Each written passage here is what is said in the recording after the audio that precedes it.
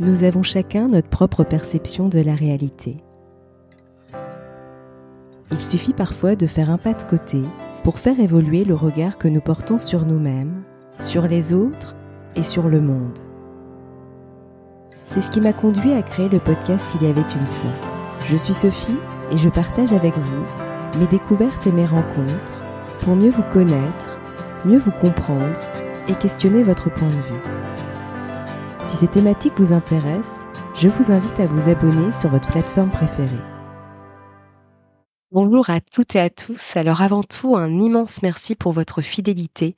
Vous êtes de plus en plus nombreux à écouter le podcast et je suis profondément touchée de vous savoir à mes côtés dans cette belle aventure. Donc vraiment, un grand merci pour votre confiance et votre présence. En ce mois de décembre, je tiens également à vous souhaiter de très belles fêtes de fin d'année. Et aujourd'hui, j'avais envie de vous proposer un épisode un petit peu différent de ceux que j'ai pu faire au courant de l'année. J'avais envie de partager avec vous un exercice qui m'accompagne chaque fois que je ressens le besoin de retrouver de la ressource à l'intérieur de moi. Alors, vous est-il déjà arrivé lors d'une réunion ou d'une discussion qu'une remarque vous touche tellement que vous réagissez sans réfléchir, en haussant le ton ou en coupant la conversation, ou au contraire de vous taire et d'éviter tout contact visuel comme si vous vouliez disparaître? Alors pour ma part, auparavant, lorsque quelqu'un me faisait une remarque qui me heurtait, je me refermais comme une huître, incapable de répondre ou d'exprimer ce que je ressentais. Bon, heureusement, les choses ont évolué, mais en tout cas, pour éviter ce type de situation où on agit, finalement par réaction, il est essentiel de faire de l'espace à l'intérieur de soi. Cet espace nous permet de retrouver un peu de calme, de ressources et d'aborder les situations autrement, sans être guidés par nos mécanismes de défense. Parce que finalement, lorsque nous sommes en réaction, nous sommes ni plus ni moins guidés par nos mécanismes de défense, nos mécanismes de protection. C'est un peu comme des automatismes, entre guillemets. Alors voilà l'exercice que je vous propose.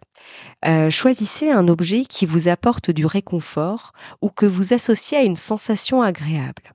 Cet objet peut être réel comme une pierre ou un bijou, mais il peut également être imaginaire comme la visualisation d'un lieu ou d'un paysage apaisant.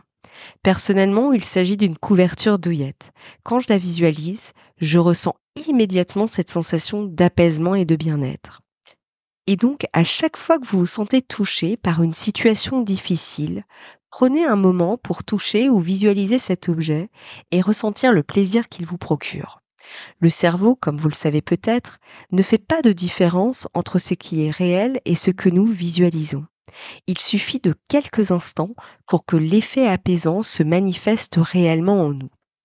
L'avantage de cet exercice, c'est qu'il peut se pratiquer partout. Il m'est déjà arrivé de le faire, par exemple en pleine réunion. Tout en écoutant ce qui se disait, je me visualisais enveloppée dans ma couverture. Bien sûr, si vous pouvez vous isoler un instant dans un endroit calme, c'est l'idéal. Mais l'intérêt de cet exercice, c'est qu'il peut être fait sur le moment, dès que l'émotion surgit. Si vous avez un objet discret comme une petite pierre ou un bijou, vous pouvez aussi le garder avec vous et le toucher lorsque vous en avez besoin. Ce contact physique peut renforcer encore plus ce sentiment d'apaisement. Alors l'idée n'est pas de pratiquer la pensée positive ici, mais de retrouver une ressource concrète en vous. Lorsqu'une émotion nous submerge, nous avons tendance à nous identifier à elle. Pourtant, nous ne sommes pas nos émotions. Elles ne font que nous traverser, un peu comme des nuages dans le ciel. Elles apparaissent, mais elles ne restent pas. Du coup, elles ne définissent pas qui nous sommes.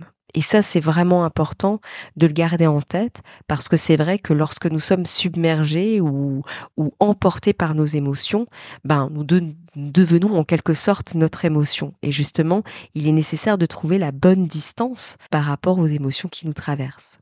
C'est un peu comme, du brouillard. Quand il surgit, tout est flou et confus, mais tout comme le brouillard se dissipe, l'émotion peut aussi s'estomper.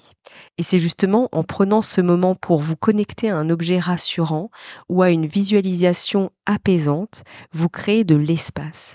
En quelque sorte, vous permettez au brouillard de se dissiper un peu, vous retrouvez de la clarté et vous pouvez alors aborder la situation avec plus de recul. Les émotions seront toujours là, mais elles ne vous domineront plus. Vous pourrez alors les observer avec plus de distance et choisir comment y répondre plutôt que de réagir de manière automatique. Donc voilà ce petit exercice que j'avais envie de partager avec vous, que je pratique régulièrement et que je trouve très efficace. Je serais vraiment ravie de connaître vos retours si vous essayez cet exercice. N'hésitez pas à me les partager en commentaire. Encore une fois, je vous souhaite de merveilleuses fêtes, pleines de douceur et de moments précieux, et je vous donne rendez-vous en janvier pour de nouveaux épisodes.